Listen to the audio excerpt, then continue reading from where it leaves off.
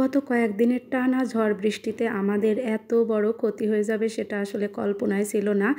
দেখুন কত বড়, বিশাল বড় একটা চাল কুমড়ার মাচা ছিল।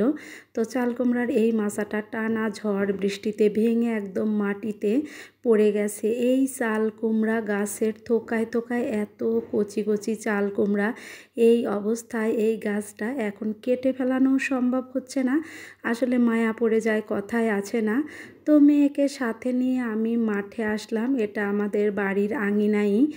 তো বাড়ির আঙিনায় নেমে আসলাম মেয়েকে নিয়ে।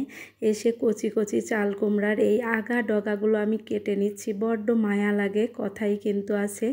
আরও একটা কথা আছে যে আল্লাহ যা করে ভালোর জন্যই করে। এই মাচাটা অনেক দিনের পুরাতন হয়ে গেছিল বোধহয়, মনে হয় সেই জন্য এভাবে ভেঙে মাটিতে পড়ে গেছে। আবার নতুন করে ইনশাল্লাহ মাচা দেয়া হবে লাউয়ের গাছ লাগানো হলে। তো আপনাদের সাথে কথা বলতে বলতে আমি কিন্তু অনেক বড় একটা গামলা ভর্তি করে চাল কুমড়ার আগা ডগা নিয়ে এসেছি। এই চাল কুমড়ার আগা ডগা কে কীভাবে রান্না করেন বা কে কী দিয়ে খান অবশ্যই কমেন্টে জানাতে ভুলবেন না। আমি কিভাবে রান্না করি অতি সাধারণভাবে, অতি সাধারণ মাটির রান্নাঘরে যেভাবে আমি চাল কুমড়ার আগা ডগাগুলো রান্না করব সেটাই আপনাদের সাথে শেয়ার করব। ভালো লাগলে অবশ্যই লাইক কমেন্ট দিয়ে পাশে থাকবেন। আর কে কোত্থেকে ভিডিওটা দেখছেন অবশ্যই কমেন্টে জানাতে ভুলবেন না। মেয়ে বড় হলে কিন্তু মায়ের শান্তি কথাই আছে। তো মেয়েকে সাথে নিয়ে মোটামুটি অনেক কাজই করা যায়। মেয়ে মাশাআল্লাহ বড় হয়ে যাচ্ছে। তো মেয়ের জন্য সবাই দোয়া রাখবেন। তো চাল কুমড়ার কচি কচি ডগাগুলো আমি ফার্স্টে কেটে নিলাম। দেখুন কিভাবে কেটেছি। কাটার পরে ভালো মতো ওয়াশ করে নিলাম। শাকগুলা যেহেতু মাটিতে মাচায় ছিল এজন্য অনেকবার ধুইতে হয়েছে। এরপর দেখুন পেঁয়াজ দিয়ে দিয়েছি, বড় বড় করে কেটে রাখা পেঁয়াজ কুচি, রসুন, 2টা আলু আর দিয়েছি অনেকগুলা কাঁচামরিচ।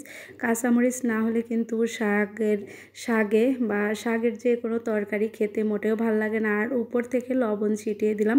আসলে জানি না, মা শাশুড়ি মাকে দেখে দেখেই শিখেছি যে শাক দেওয়ার পরে এভাবে উপর থেকে লবণ ছিটিয়ে দেয়। আর ইলিশ মাছ দেওয়ার কথা কিন্তু মনেই ছিল না। তো ঢাকনা দিয়ে ঢাকার পরে মনে হলো, তারপরে ইলিশ মাছের 2টা লেজ দিয়ে ঢাকনা দিয়ে ঢেকে কিছুটা সময় জাল করতেই দেখুন এমন হয়ে গেল।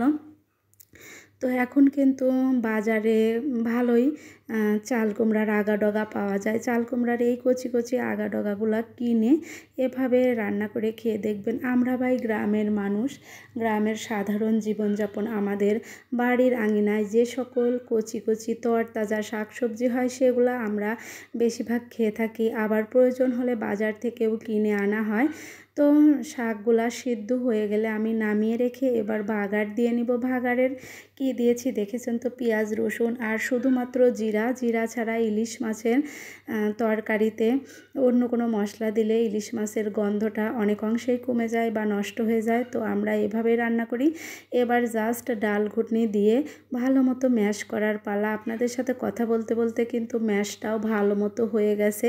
আর শাকের কালার যেন নষ্ট না হয় সেজন্য শাক কম পরিমাণ সিদ্ধ করতে হয়, মোটামুটি পারফেক্ট সিদ্ধ করতে হয়। রেসিপিটা ভালো লাগলে অবশ্যই বানিয়ে খেয়ে দেখবেন। দেখেছেন কালারটা খেতেও কিন্তু দুর্দান্ত ছিল।